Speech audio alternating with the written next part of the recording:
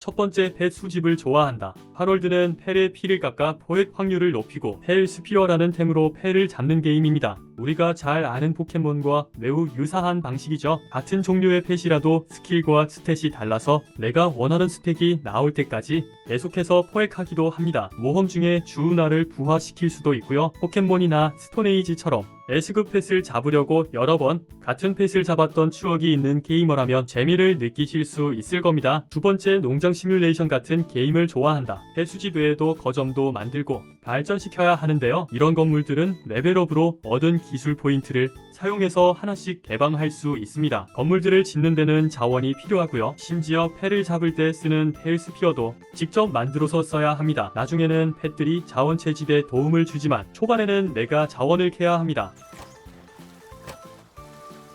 또한 건물을 지을 때 내 스타일대로 예쁘게 지을 수도 있습니다. 저는 그런 부분에는 신경을 안 써서 이렇게 막 지었는데요. 집도 멋있게 짓는 분도 있더라고요. 이렇게 지은 건물에서는 나에게 필요한 물품을 생산할 수 있습니다. 예약만 걸어놓으면 내가 거점에 풀어놓은 펠들이 알아서 생산해줍니다.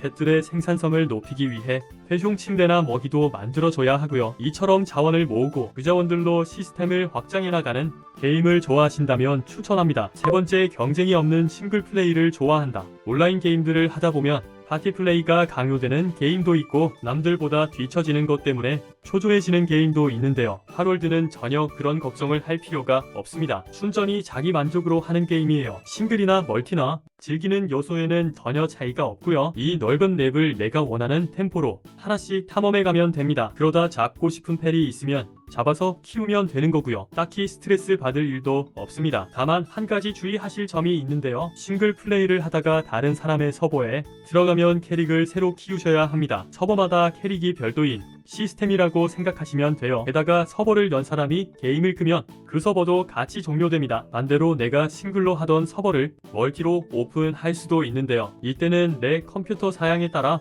게임 환경이 좌지우지 됩니다. 여기까지 하롤드의 취향 저격 당할 3가지 유형을 소개해드렸습니다. 하나라도 해당된다면 하롤드 시작해보셔도 좋아요. 추가로 막 게임을 시작하실 팔기니들을 위한 게임 시간 최소 1시간 절약하는 팁도 2가지 알려드리겠습니다. 레벨업을 하면 추가 능력치를 올릴 수 있는데요. 저는 3개 때리고 싶어서 공격을 올렸었는데 이게 효율이 굉장히 안 좋습니다. 나중에 무기를 장착하고 때려도 내 딜보다 펫 딜이 더 좋아요.